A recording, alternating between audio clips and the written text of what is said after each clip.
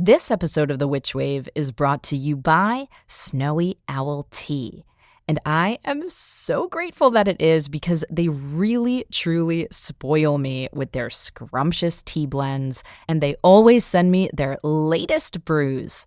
My current favorites include Second Breakfast, which is made with lemon poppy seed and toasted oats, and their newest concoction, which is called Midnight Moon, which is an Earl Grey tea blend with lavender and vanilla.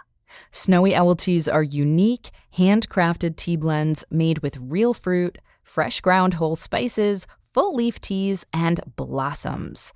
They are created with your health and comfort in mind, using 100% biodegradable tea bags, and they happen to have some of the most beautifully designed packaging I have ever seen. Best of all, Witchwave listeners get 20% off orders using code WITCH. So order some super delicious tea today from www.snowyowltea.com. This episode of The Witch Wave is brought to you by Bone Arrow. Nestled in a dark and cozy workshop in Nottingham, England, a raven-haired witch sits at a big wooden jewelry bench made by her father, making magic in metal. Goldsmith, jeweler, conjurer of dark delights, Claire Gregory designs and makes bewitching jewelry under the name Bone Arrow. From dagger necklaces which double as athames with secret compartments for herbs, to rings stacked together to cast wearable spells, Bone Arrow offers talismanic, meaningful jewelry for witches, weirdos, and magical misfits. Visit Claire's website at bonearrow.com or peer through the misty windows of Instagram at bonearrow_. This episode of The Witch Wave is brought to you by The Moon Studio. Do you feel like you don't have enough time, too little capacity, and not enough connection? Are you over-internalized capitalism and how it shows up in your body? Are you ready to rewrite your relationship to abundance? Then Embodying Abundance, the Moon Studio's upcoming workshop series, is for you. Learn and implement abundance in body, spirit, and mind in real time with a wonderful community. Enroll now at moon-studio.co and take $50 off with code WITCHWAVE. That's moon-studio.co. The world is filled with bewitching people, and you might be one too. Welcome to the podcast where art is magic, magic is real, and reality is stranger than dreams. I'm Pam Grossman, and this is The Witch Wave.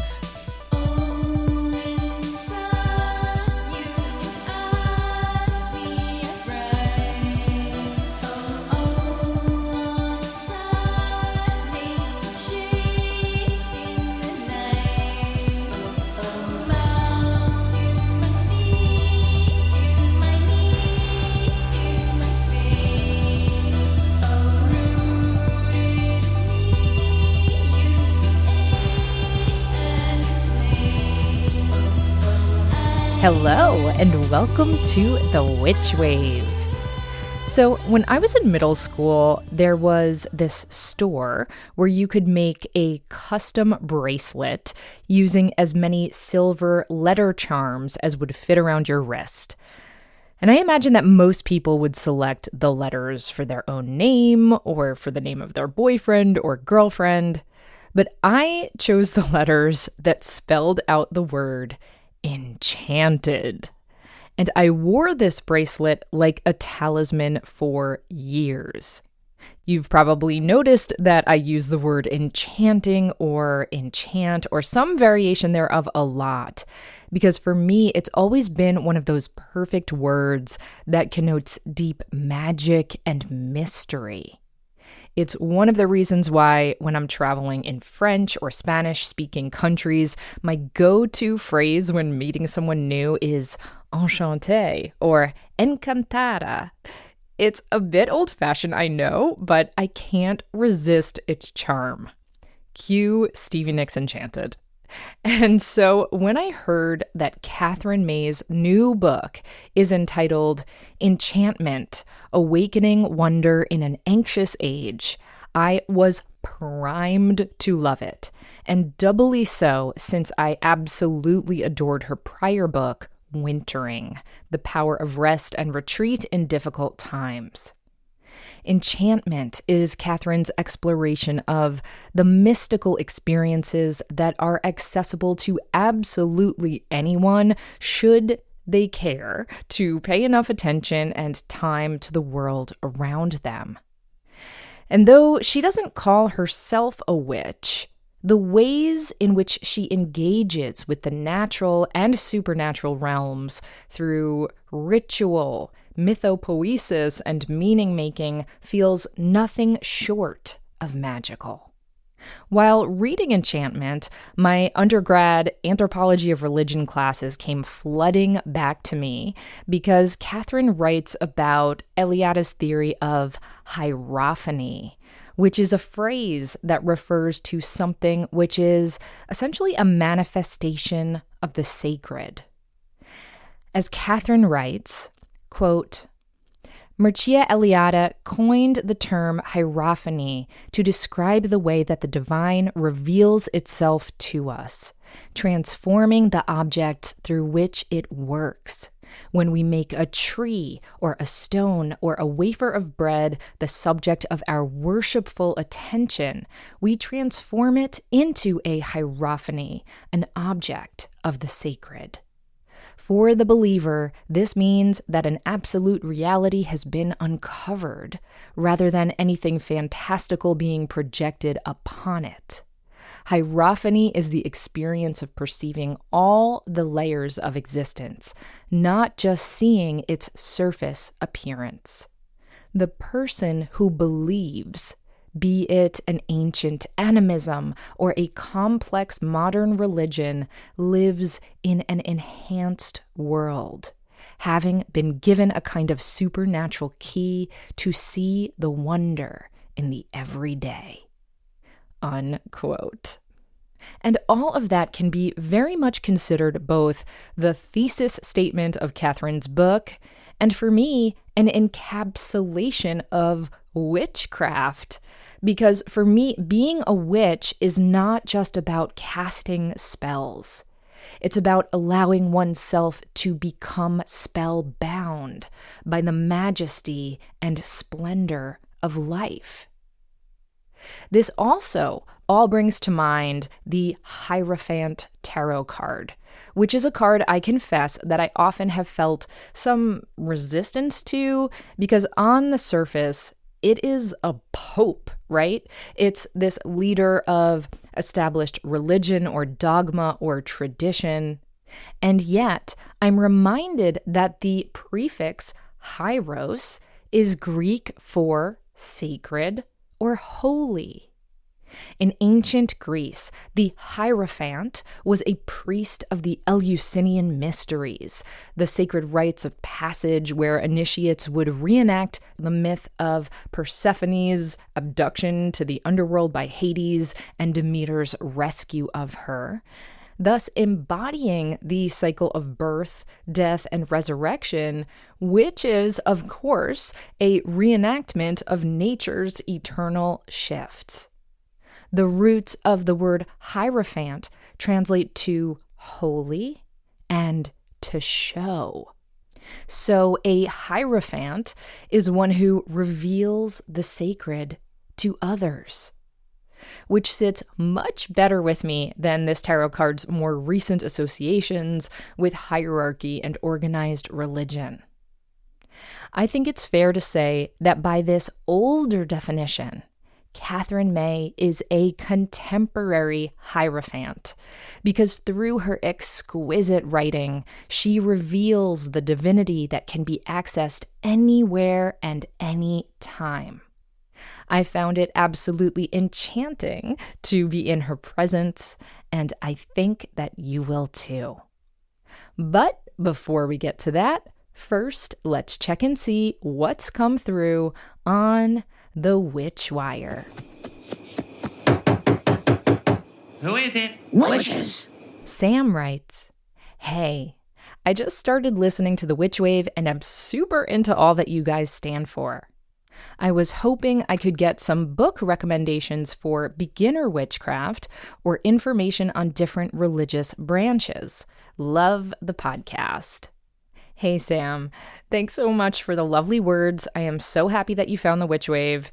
And all right, I'm just going to kick things off by cheating a little bit here and telling you that this is a question that I get a lot, so much so, in fact, that I have a list of recommended books which you can find at the FAQ tab of our website, witchwavepodcast.com.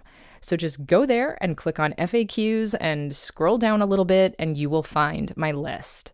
However, I feel compelled to add to that list here verbally now and say that in addition to any general book about witchcraft that I've recommended, I also want to encourage you to consider looking into deepening your relationship with the elements. Yes, our good old friends, air, fire, water, and earth, and many of us witches also add spirit in various forms to that list as well when we are calling circle or engaging with spell work or ritual. Some of you know that I call the elements or the directions in a 7-direction style based on how I was taught by my teacher, Robin Rose Bennett. So that's air, fire, water, earth, below, above, and the center. But there are many different ways you can do this. And quick reminder, I do have a Calling Circles PDF that you can download in the shop as well, and a Magic Circles workshop that you can download too, if that is helpful. But there are a number of books which focus on the elements, and one of the classics is Earth Power, Techniques of Natural Magic by Scott Cunningham, or the Llewellyn Elements of Witchcraft series, if you want to go into each element a bit deeper, one by one. The first book in that series is all about water magic, and it's by prior Witch Wave guest, the amazing Lilith Dorsey. But you can read the entire series or just start with whichever of the elements you feel called to. And now here is a caveat. I also feel compelled to remind you that the construct of the 4 or 5 elements is just that, a construct. The notion of the 4 classical elements of fire, air, water, and earth was first put forth by the Greek philosopher Empedocles, who was born somewhere between 494 and 434 BCE, so saith Wikipedia. And interestingly, he also thought that there were 2 other elements, love and strife, which would interact with and influence the other 4. Now, Empedocles was by all accounts quite an amazing character. He was a vegetarian who believed in reincarnation, and according to legend, he died by throwing himself into a volcano, Mount Etna to be precise. And I would be remiss if I didn't mention the song The Death of Empedocles by Momus, which is quite a banger. But bear in mind that this theory of the 4 elements is kind of arbitrary, because think about it. In Chinese tradition, for example, they have an elemental structure that uses 5 elements, and those elements are wood, fire, earth, metal, and water.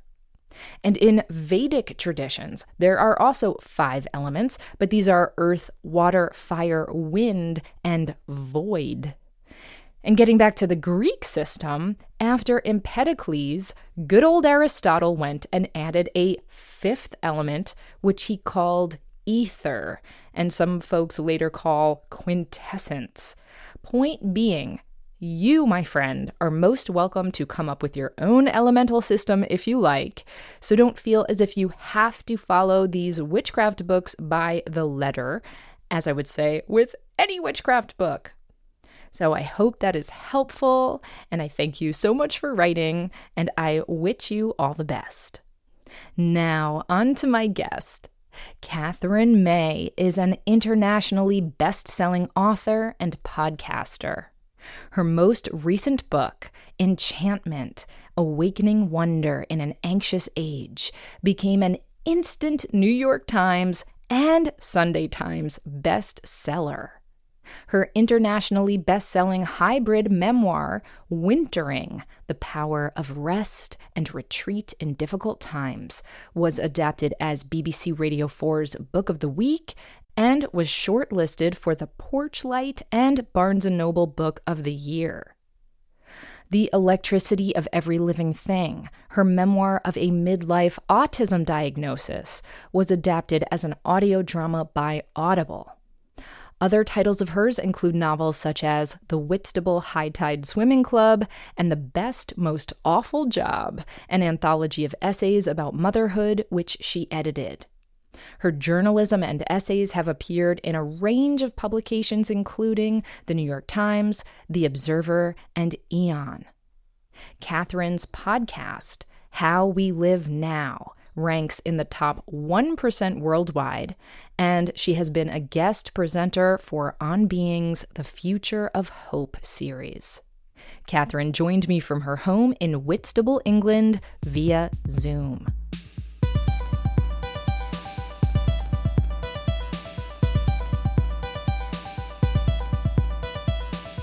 Katherine May, welcome to the Witch Wave. Thank you so much for having me. I am so delighted to have you, Katherine. I am such a fan of you and your work. This is truly a thrill. Well, bless you. Thank you. Oh, of course, of course. So I was walking to the studio today, and it's springtime here in the Northern Hemisphere and in Brooklyn. The trees are showing off. There's like an explosion of cherry blossoms, and it really, really took my breath away. And I thought a good place to start with you is to ask you if you have seen anything enchanting or beautiful today or recently that sticks with you. Oh, yeah. Well, I take a little daily walk down to the sea, which is about 5 minutes from my front door. And I try and see it every day because actually there's always something enchanting there. And today there was just the most beautiful blue sky above the water. It was cloudless and uniform and just absolutely perfect. It was thrilling. It's heart-lifting when that blue sky finally arrives after all the grey.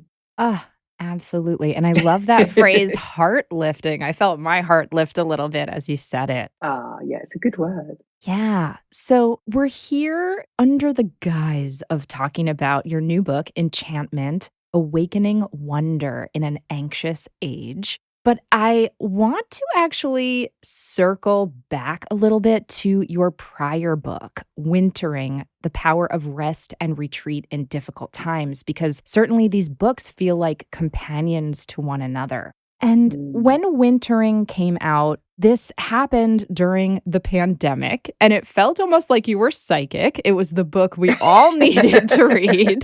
I was wondering if you could root this conversation a little bit in, just broadly speaking, where you were at in your own life that made you want to write about this concept of wintering, and then where that left you after this long 3-year, we'll call it an emotional or psychological winter that we've all been living through and emerging into enchantment.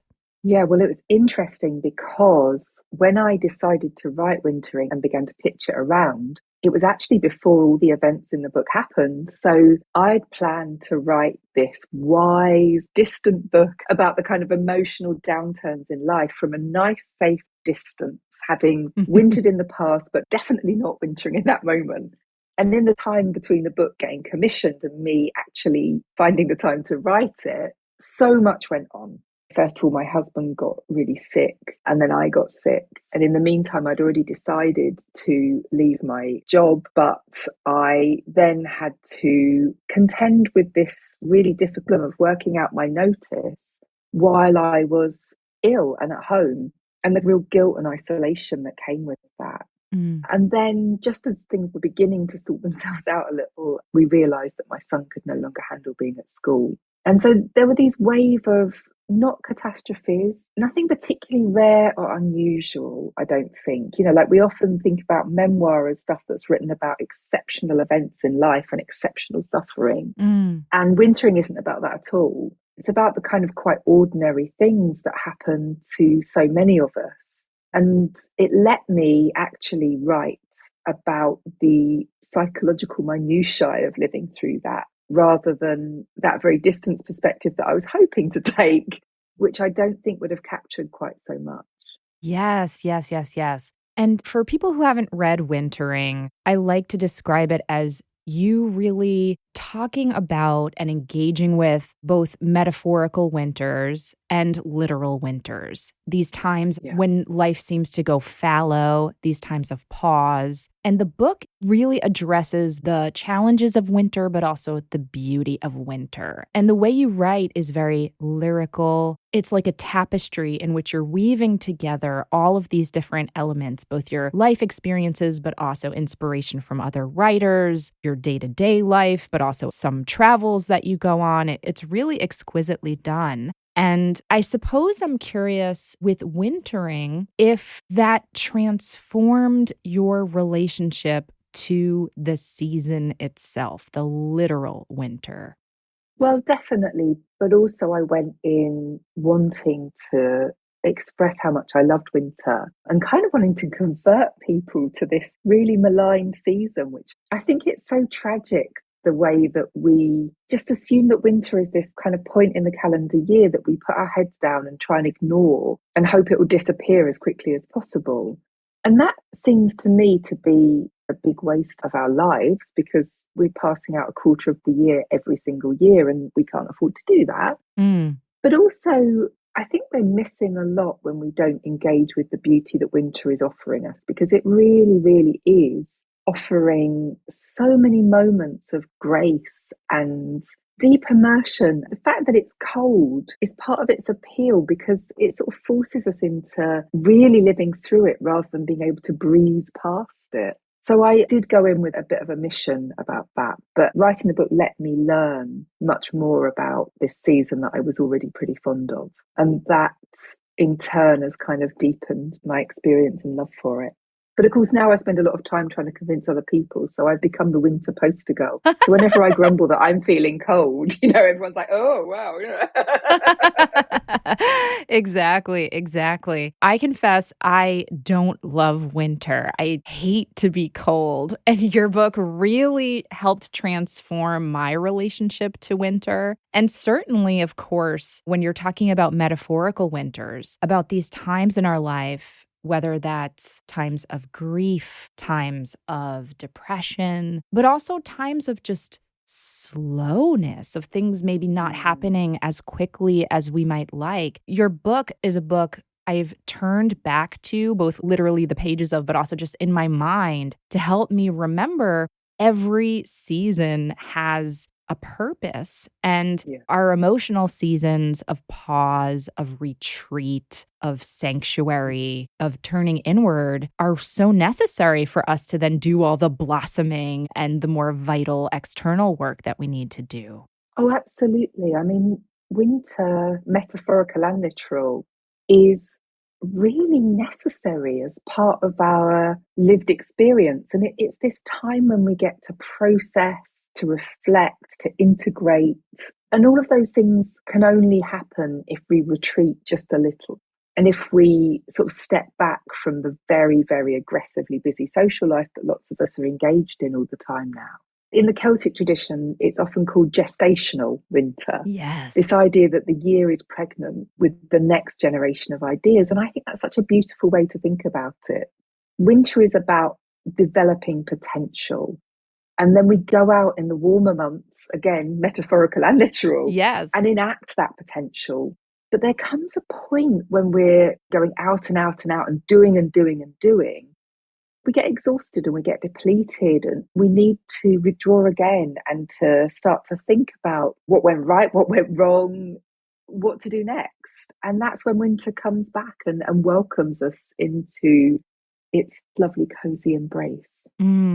Katherine, I'm so happy you brought up Celtic traditions because, as someone who identifies as a witch myself and who's a practicing Mm. witch, of course, I was deeply attracted to all of the different rituals and holidays and goddesses that you wrote about during the book Wintering, and which Mm. come up a bit in your new book as well. And so there's a section in Wintering that really makes me giggle. And you're essentially talking about going to, I believe it was a winter solstice ritual at Stonehenge. And you're kind of grappling with your longing for being part of this ritual, but also kind of your English squirminess.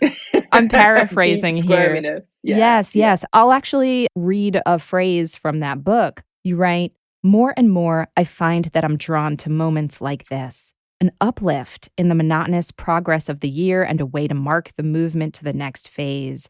But that desire also makes me squirm, as though it's some kind of perversion that I'm shy to admit in public. Rituals have always seemed a tiny bit daft to me. To need this one, to want it, sits uneasily." Mm. And you also refer to yourself in Wintering as kind of an interloper.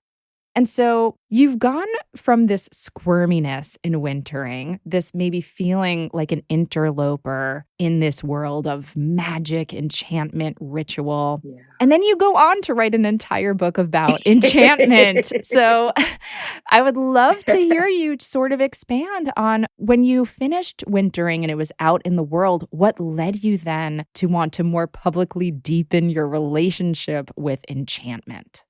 Well, I think I let the stopper out of the bottle, really, didn't I? You know, once I'd once I'd got over my self consciousness of doing that, and in fact, actually, there is a very direct link. I mean, not only the things I talked about in that chapter, but also the conversations I ended up having in the wake of the book coming out, and the interesting observation that I've made so many times now. And forgive me if you've heard it before, but when I have conversations with American interviewers, they cut straight to those bits about both my books, like the spiritual parts, the congregational ideas, the idea of there being something bigger than just the individual. And UK interviewers do not even mention those bits because they remain so embarrassed by them.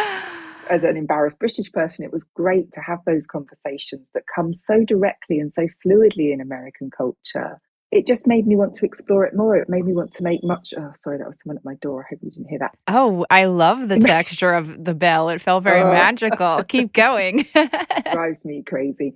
It made me want to dig much deeper into exactly what I thought about those things because it still felt very muddy to me and very unclear. That's when I always start writing a book, I guess, is when I'm looking to understand something better. It's the only way I know to really unpick my thoughts in that level of detail. And so, yeah, I think that's exactly how Wintering sort of segued into Enchantment. It's very interesting to hear you talk about the English reaction to your writing versus the American reaction. Because as an Mm. American witch, I think I fantasize and the idea of the English magic and the fantasy novels that have come out of your part of the world. Certainly the Wicca movement of the Yes, yeah, 1950s and 60s. You know, this is Gerald Gardner, a British person, and all of his cohort. absolutely, So yeah, I think of yeah. England as this like deeply enchanted place. And sometimes I think about America, where certainly we have our own history that's very complicated, Mm-mm. of course, but so many of our buildings are very young. And so much of our history is very Yeah. young. And certainly I'm talking about post colonial history. Of course, Indigenous people have been here a very long time, and Sure. there's a whole Yeah. history of Yeah. enchantment there. But I really hold British people up sometimes as being more connected to enchantment, but it sounds like that's not your experience. Okay. So, I mean, there's everything here in the same way that there's everything in America, and I shouldn't Sure. over stigmatize us on that front, but there is that kind of cultural embarrassment about talking about the spiritual in particular. And in some ways, I'm really grateful for that because even though we have an established church, it's mostly pretty humble about what it expects of other people in terms of belief. And we don't get those big battles where religion meets politics in quite the same way that you guys are living through. Ooh, you're lucky, my friend. Yeah, I honestly, I feel genuine gratitude about that. I mean, it's there, but it really isn't so dominant and so aggressive. On the whole, our church tends to be pretty liberal, actually. However, there is this sense that maybe derives from that we don't talk about this, that it's embarrassing, that it's awkward. And I do increasingly feel frustrated by that. And that means that quite often, although we do have this like beautiful, rich cultural history that goes back millennia, and we have these extraordinary like standing stones and ancient buildings and landscapes, we often don't notice them at all. And there's a little bit at the beginning of Enchantment where I visit a very ancient healing well, which is near me in Canterbury. And it's completely hidden. Nobody knows it's there. It's hidden behind a bush. It's unsignposted, you know? Yeah.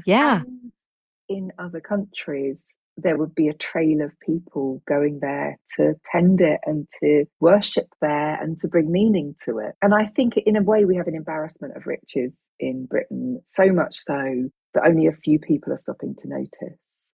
Maybe there's some opportunities there for us to step back into that space that so many of us are longing for, but we don't know what to do in that space. On that note, we're going to take a quick break and we'll be right back. Black Phoenix Alchemy Lab is a specialty fragrance house currently celebrating its 20th year, now based in Philadelphia. Black Phoenix Alchemy Lab specializes in formulating body and household blends with a dark, romantic, gothic tone.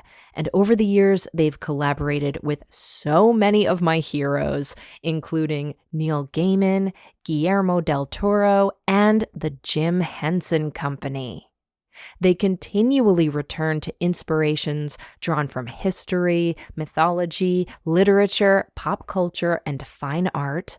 And they have a sister store called Twilight Alchemy Lab that creates oils blended and consecrated specifically for use in witchcraft and ritual magic. Keep up with their latest seasonal perfume releases by looking them up on social media.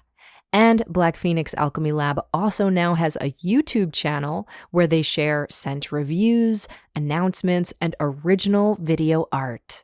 Perfume archives and customer reviews going back many years can be found at the fan-run bpal.org web forum. And of course, you can order all of Black Phoenix Alchemy Lab's decadent perfumes, oils, and more at blackphoenixalchemylab.com. The Witch Wave is sponsored by BetterHelp. Look, I know that self-care has become such a trendy phrase, but it's really just about how much time you spend on yourself in a given week versus how much time you spend on other people. It's a challenge for a lot of us, I would even say for most of us, to balance this. It certainly is for me at times. It is so easy to get caught up in what everybody else needs from you, whether it's your family, your job, your community, your cats, and never take a moment to think about what you need from yourself. But when we make sure to also spend time on self-care, whether that's through rest or ritual or introspection or what have you, it can help us refill our well and bring us more well-being. Because when we spend all of our time giving, it can leave us feeling stretched thin and burnt out, and I know you know what I'm talking about. But self-care is replenishing, and therapy is self-care. It can give you the tools you need to find more balance in your life so you can keep supporting others without leaving yourself behind. For me, along with witchcraft, therapy has been a huge aspect of my self-care. I have been in therapy for decades, and I truly believe that it's something every human being can benefit from. Therapy has helped me feel less overwhelmed and more in tune with who I am and what I need so that I can then be a more present, generative, and generous person for the people in my life that I care about, which includes my listeners like you. So if you're thinking of starting therapy, give BetterHelp a try. It's entirely online and is designed to be convenient, flexible, and suited to your schedule. All you have to do to get started is fill out a brief questionnaire to get matched with a licensed therapist, and you can switch therapists at any time for no additional charge to make sure that you find somebody who's the right match for you and your self-care. Find more balance with BetterHelp. Visit betterhelp.com/witchwave today to get 10% off your first month. That's betterhelp.com/witchwave. Would you like even more Witchwave? Do you wish you could hear from me and my other bewitching guests on a weekly basis? Then come join us on Patreon, where you'll get bi-weekly bonus Witchwave Plus episodes, ad-free Witchwave episodes, and detailed show notes for all.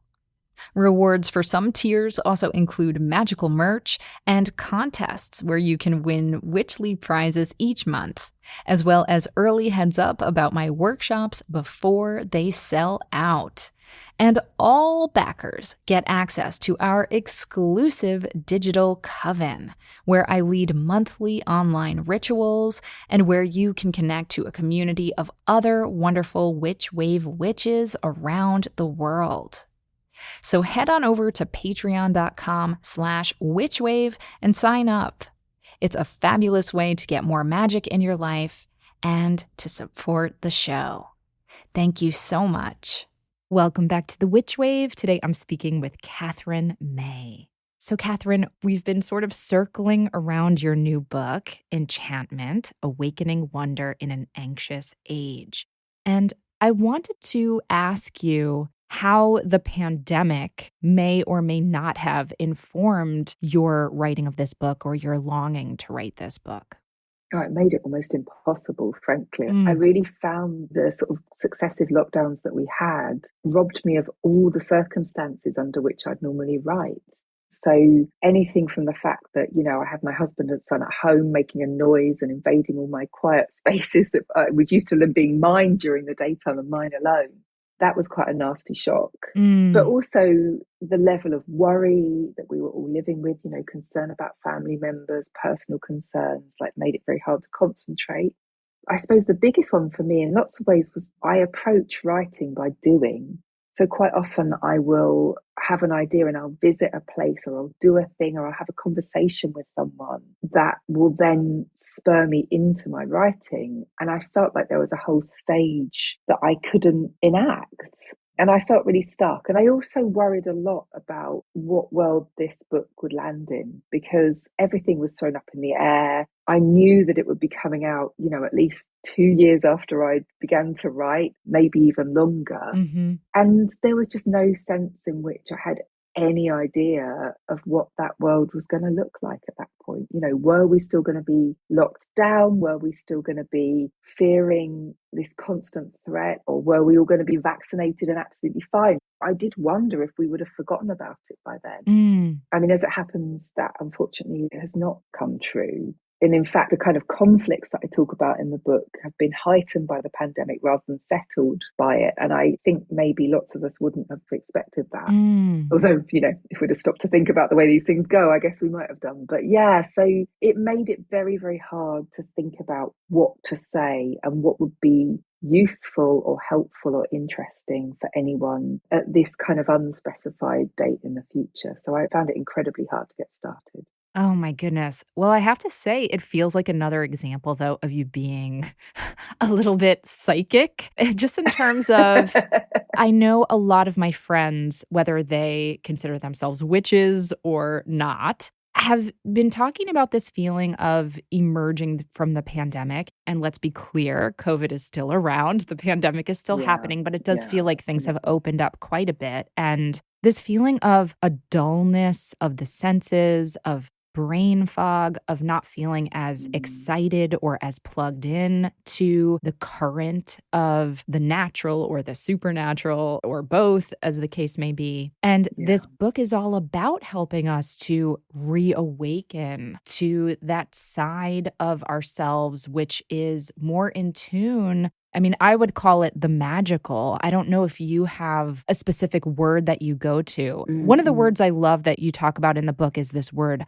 hierophany from Eliada. Yeah, beautiful word. Yeah. I love using the word magical, actually. I have to say, like, I think magic captures so much of what I'm trying to say, and not least, we have warped the word magic into something that it never was in the first place. I feel like Yes. I'm talking about an older understanding of the word magic, which is this fascination, which is another word that derives from our understanding of magic, and this sense of fluidity and this sense of mystery and the unknown, but also this sense of practice and the fact that we work with magic rather than watch a man like get a rabbit out of a hat on a stage, which is the Yes. least interesting version of magic that I can think of. I love thinking about the word magic for that. And I love the way that it makes a lot of people really uncomfortable, because it takes us straight into territory that we consider to be irrational, but which I think is incredibly practical, in fact. Yes.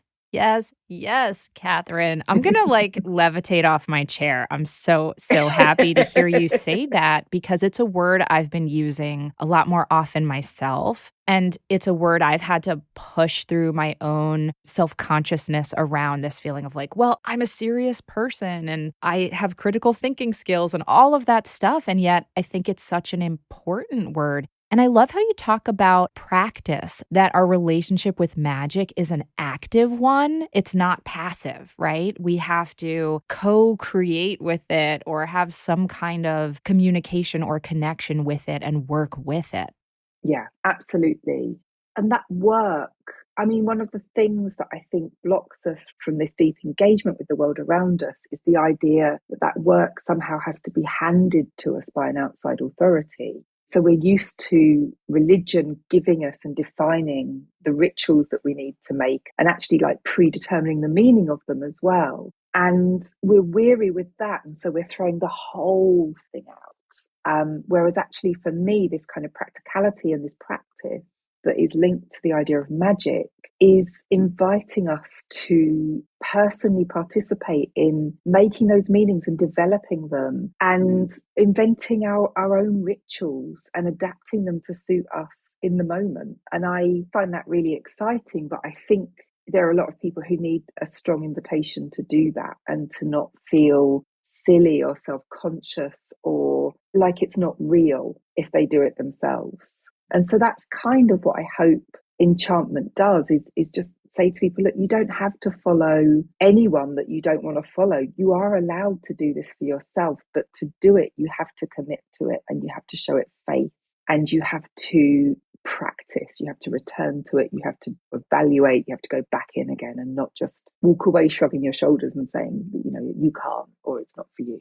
Absolutely. And people are longing for this. I'm sure you've seen a lot of the statistics that I've seen around less people than ever are calling themselves religious, but more people than ever are calling themselves spiritual. And I wonder if you think religion is still relevant. Did you grow up with religion yourself? No, not at all. My family was, which was unusual at the time, maybe sort of directly atheist rather than just not practicing. But I did go to church primary schools, which are really common in the UK. I know not so common where you are. Yeah. And so I spent a lot of time in churches, and I also went to like brownies and guides. And then when I went to university, I sang in the chapel choir 3 times a week. So I've probably spent more time in church than most Christians, realistically. Pretty familiar with how it all goes. And actually, for me, I never connected with the liturgical elements of Christianity, but I did love the rhythm that it gave to my weeks. I loved that time in chapel when nothing else was happening. We were all there with this common focus and in this beautiful and peaceful setting. So yes, in lots of ways, I did have something to carry forward with me from established religion in a way that maybe isn't obvious. And maybe I've only realized quite late in life that I learnt a lot from it, even if I rejected the exact tenets behind it. Yeah, it kind of to some degree mirrors my experience. So, as I said, I'm a practicing witch. I was also raised Mm. Jewish. Okay. And we were what's called Reform Jewish, which is kind of culturally Jewish, though I did have a bat mitzvah, but we didn't keep kosher. We Right. sometimes went to Yeah. temple. Like it Yeah. was very flexible. And yet a lot about that I sort of rebelled against as a young person. And then I found witchcraft because it seemed to give me more of a pathway into mystery and into the feminine in Mm. my case and into magic. But then as I got Yeah. older, I've been looping back around and I'm like, wait a second, there's all of this mystery and feminine magic and folk Yes. magic in my traditions too. I just wasn't Yeah. taught that version of it. And it makes me think about the difference between like mysticism and religion as well. Does the word Mm. mysticism Mm. have resonance for you? Yeah, I quite often get called a mystic, which I find really confusing. Like Oh, I love that. yeah, I've been quite resistant to it and I'm getting a bit more relaxed with it because I think at its base, the idea of mysticism is about the idea of direct contact with Yes. the sacred or the divine, or maybe not the sacred or divine, but actually something more intangible than that, but something that feels bigger and more meaningful and deeper and more profound than the everyday life that we're used to. And I've got quite interested in the history of mysticism and what it's meant and how feminine mysticism is as a practice. It seems to me that it's a place where women have taken their spiritual power that they were otherwise denied and have often suffered for it, Yes. as is so often the case. But I do wonder if that isn't a way forward for so many of us, is to think about that sense of direct contact, direct revelation, as some religions would call it, and like dancing with that intangibility of how the divine feels rather than reading about the divine from a second or third hand source, which feels to me very unsatisfying. So beautifully said, Catherine. So, the way that you organize the book is by essentially having these four parts, which map to the four elements. Mm. And of course, that delighted the witchy person in me because I wrote it for you. I hope you realize that. I feel it. I feel it. It really thrilled me to see you. And I'm certainly not trying to put any language or identity on you, but I consider it quite witchy to kind of organize your own enchantment around these elements. And when I was taught to cast a magic circle, I was taught to call it in this order. And I was taught in the 7 direction style by my teacher, Robin Rose Bennett. So we start with air, then fire, water, earth, below, above, and the center. But of course, that's arbitrary. You can call the directions any which way. It really is about essentially enchanting your space and forming sacred space. And your book goes in a different order. And I would love to hear about why you started with Earth. In the first place, that was the order that the ancient Greeks saw the elements as occurring in. It worked from the ground up. And so in some ways, I simply followed that. But at the same time, it was also about my needs, in fact, that I needed to start with grounding. Yes. Physically, metaphorically, every which way. And actually then the elements kind of pointed me in a direction, because as I worked my way upwards, it seemed to me that you work your way towards freedom. The air is this dispersal and this sense of letting go and allowing the random to take hold and allowing things to float away, not holding on to things so tightly. And I then love this idea of this fifth element that some people use and not others, which is this ether. And the heavens are made of it. It's this divine material that is mysterious in and of itself and is not knowable in the same way that the earthly elements are. So, yeah, I followed that order, but it was only in the later stages of the book that I realized that was the organizing principle. In fact, as I was writing it, I hadn't thought about the elements at all. And it was only during like the second or third edit that I realized that they were all there, and they were all there in order, but that I absolutely hadn't intended it. It's just one of the many examples of my books being cleverer than I am. I think they sort of, they reveal things to me that I don't know. Oh, I just adore that. On that note, we're going to take another quick break and we'll be right back. If you've been listening to The Witch Wave for a while, you know by now that I am absolutely infatuated with Mithras Candle. Mithras Candle was one of my very first sponsors when the show launched over 5 years ago, and they are still one of my very favorite sponsors because their candles are so gorgeous, so magical, and so thoughtfully made. These pure beeswax lights are inspired by the modern science of photobiology, along with ancient pagan practices and cosmic mysteries. Mithras candles are handmade by my mythic and scientific pals in Philadelphia, and they come in traditional golden yellow and sensual black hues with unique colors and collaborations popping up seasonally. You will be absolutely obsessed too once you experience the beautiful Byzantine hand-dripped style of a Mithras candle and their honeyed floral aroma. Go to mithrascandle.com to pick up the perfect candle for your most magical moments, or to simply infuse the mundane with something sacred. Witchwave listeners get 18% off their first order by using offer code WITCH at checkout. That's offer code WITCH at M as in magic, ITHRAS candle.com. Hi, Witch Wavers. I have exciting news. At long last, we have some new Witch Wave merch available for you now through TeePublic. We decided to go with TeePublic for our new Witchwave merch because it is a print-on-demand site, which means you can get different variations of the Witchwave logo printed on t-shirts, mugs, totes, stickers, magnets, notebooks. Oh my gods, the sky's the limit. And the shirts come in different styles and fabrics and colors and are available in sizes small through 5XL, so you can order whatever you'll feel you're most magical in. So head on over to witchwavepodcast.com/shop. Welcome back to the Witch Wave. Today I'm speaking with Katherine May. So Katherine, we were talking about the structure of your book around the 4 elements, and then spoiler alert, you sneak in a 5th one at the end. But I wanted to go a little bit deeper into some of these elements.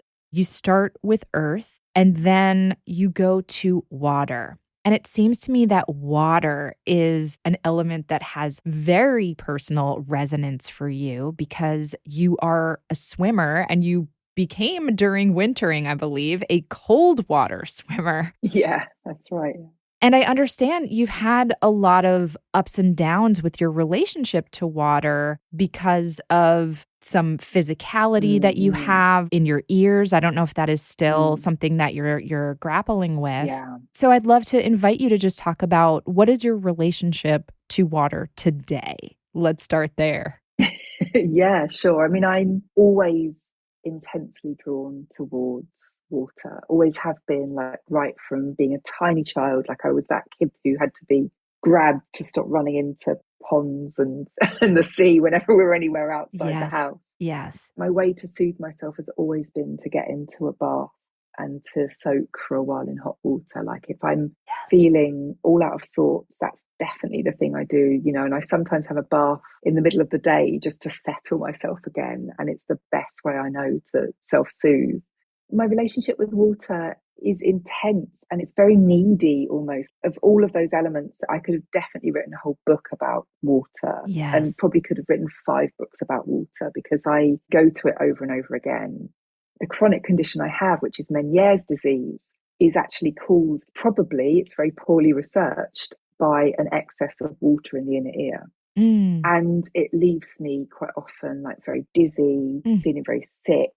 It causes like quite a lot of pain in my back muscles because my body thinks it's falling, so it braces. And so like I get these hideous muscle spasms. And it also means that my hearing is affected. I inherited this from my dad. I love to bring this up to him because it's good to blame your parents for something. Always. We do get to have some very good conversations about exactly what it feels like. But after I had COVID for the first time, the Meniere's disease got a lot worse. I think, COVID seems to cause these kind of waves of inflammation, and Meniere's is really reactive to inflammation. I found that actually, for the first time in my life, the idea of getting into water and swimming felt horrible, felt really unsettling, because actually I didn't need to be any more unstable than I already was. Like, the idea of floating was just yet another challenge to my poor brain that already thought it was upside down all the time. Sure. That came at a time when also all the public swimming pools were closed, and we'd been banned for the longest time from swimming in the sea.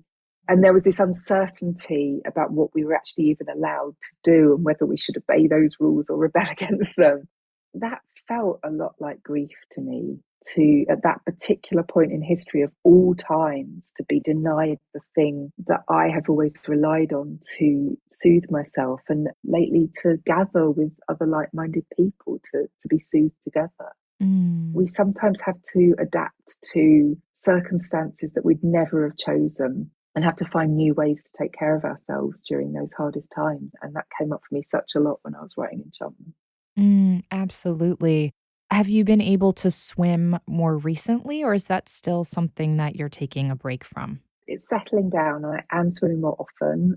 I still haven't got back into my pre-pandemic habits. And that's partly because now this new thing has begun in the coast around me, which is that our water board has begun to release sewage into our water quite regularly. No. It's horrific, Oh, and we can track it. They advertise when they've done it, which is, I guess, helpful. But of course, that's disrupted all our swimming as well. And it feels like this hideous kind of masculine owning of our beautiful coastline, our beautiful wild spaces, taking over and just being so destructive and so domineering. And I'm so angry about it. yes. But that has definitely got in the way of my swimming now again. So I'm finding new ways to do it. And actually, I think as a response to that, a local outdoor pool has now started opening all through the winter. So I'm beginning to go there. I will have to put up with the chlorine, but at least it's outdoors. But yeah, we never quite get to choose exactly what we want to do, I don't think. Absolutely. Oh, I'm so sorry to hear that. And Oh, don't get me started. okay.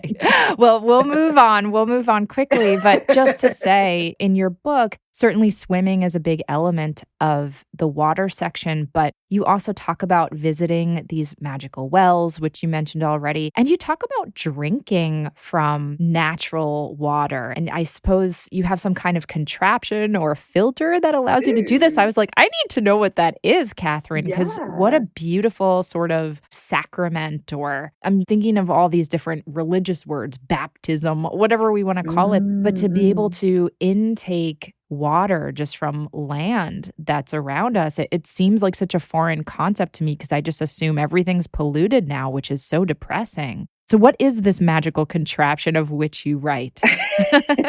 I have a Grail cup, which is Grayl.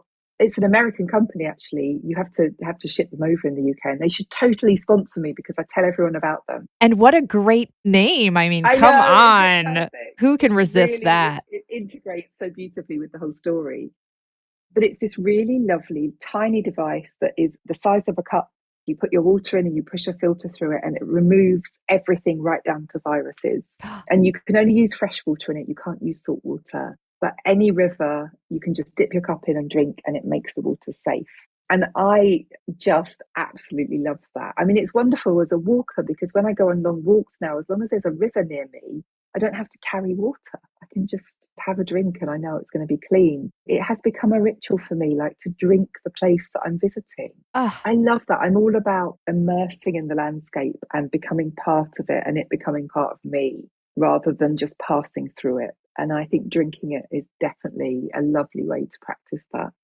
oh, how exquisite. I love that. And this episode of The Witch Way brought to you by Grail Cup, I suppose. Let's all get Or it one. will be once you let them How know. fabulous. Well, listen, I truly, in another lifetime or a parallel lifetime, we would be talking about every element together. Maybe we'll do that another time down the road, because I love the ways in which you Serious. wrote about fire and air and so on as well. But something that struck me when I was finishing your new book and then I revisited Wintering, you ended wintering, again, spoiler alert, by talking about your voice and how after your pregnancy with your son, and perhaps during, forgive me, my memory's a little squishy, but it seemed like your voice was lost or you were having trouble speaking, you were having trouble singing. And then at the end, you are able to get your voice back and you're able to speak in this way that is more freeing. You're able to sing again. And then I was looking up the etymology of the word enchantment because enchant is one of my favorite words too. Yeah. And I knew it was about magic and spells, but I didn't realize. And of course, the word chant has the word singing as its root. There's this connection to song. And so it seemed to me like this book is like a song for you, this beautiful extension of all of the magical work that you've been doing for yourself through your writing and also through your own engagement with magic and with the world. Does singing still feel like a practice for you that is important? Is it something that you're engaging in with regularity? Yes, singing's really important to me. I come from a family that sings a lot. I've always sung. And after I went through that, my voice just abandoned me and worked with a singing teacher. It really changed the way I use my voice for good. And I feel quite often now that when I speak, I'm singing much more than I'm speaking. Like there's a gentleness that's emerged for me that wasn't there before. I no longer feel like I'm being forceful with my voice. I feel like using my voice is a much more restful thing. You know, wintering ends on a note of song. One of the things that I've been thinking about with my friends recently, we go and celebrate the solstices on the beach. And we keep saying, every time we go there, we forget in between, but we keep saying, we need to find a song for this moment because we're all singers. And I think maybe that takes us full circle in our conversation in a way, because we don't have those established practices that will give us a song now. There's this need and this desire to find the song that matches the moment. That's an interesting project to undertake for those of us that love song, because it's a way of worshipping, it's a way of raising your voice, it's a way of feeling your way into the moment and creating emotion. And it's a way that we can repeat the same practice over and over again and share it and pass it on. I'm kind of busy looking for new songs right now. But my son and I have a song now that we learnt a couple of years ago, which is a Middle English song called Summer Is A-Comin' In, which we sing about this time every year as it comes up to May Day. We've learnt the very complex Anglo-Saxon language between us, and we sing it in a round. You know, these rituals that we can create are interdependent with our history, and there's so much we can draw on. That, yeah, I'm always looking for the right song for the right moment. Oh, how beautiful. Well, your book, Enchantment, is the right song for this moment. I'm so grateful that you wrote it. I'm so grateful for all of your work. Oh, thank you. You're welcome. I just know that listeners are going to want to connect more, certainly with your books, but I know you have many other offerings that you create in the world. So in our last moments together, how can people connect with you? How can people learn more from you, hear more from you, read more from you? Oh, yeah, I'm always busy. I have a podcast, which is called How We Live Now, available on all platforms. And you can also find me with my newsletter, which I think is one of the best places to connect with me. I'm katherinemay.substack.com. And I have an Instagram too, /Katherine May with an underscore at the end, but you should be able to find me. I'm definitely findable. Fabulous. And am I correct that you sometimes teach at retreats or lead retreats as well? I do, yeah. I run my own retreats. I have a couple coming up in May and June this year. It's very sporadic because life is busy. Yes. But yeah, I do. I love to gather people together and get them into a room and spend some time together. So whenever I can get away with it, I do that. How fabulous. Well, Katherine, our time together has been absolutely enchanted. I hope our paths cross again. Thank you so much, Katherine. Thank you so much. It's been so great to talk to you, and I'm sure we will meet again. That's it for the show. Thank you again to Katherine May for sharing her enchanting wisdom with me. Do you have questions, feedback, need some witchly advice, or just want to share something magical that happened to you recently? Drop us an email at witchwavepodcast@gmail.com. We'd love to hear from you, and you just might make it on the Witch Wire. The Witch Wave is a Phantasmophile production written and produced by me, Pam Grossman. This episode was recorded and edited by Josh Wilcox and myself. Our theme music is the song Hand and I by Lycanthia. Our new Witchwave logo was designed by Thunderwing. Special thanks go to Matt Freeman, Lara Antal, and Cece Pascal. You can check out information about this and other episodes on our website, and now buy Witchwave merch at witchwavepodcast.com. Please subscribe to us on your favorite podcast app and give us lots and lots of sparkly stars. It really, truly makes a difference and helps other people find the show. You can follow us on Twitter, Instagram, and Facebook at WitchWavePod, and you can check out my witch emoji for iPhone by going to witchemoji.com or downloading it in the App Store. Please consider ordering my book, Witchcraft, and or picking up my book, Waking the Witch, which are both available everywhere now. And if you want more Witchwave or you would just like to support the show, please join us over on Patreon. That's patreon.com/witchwave. Thank you so much for listening. Witches are the future. I'll catch you next time on The Witch Wave.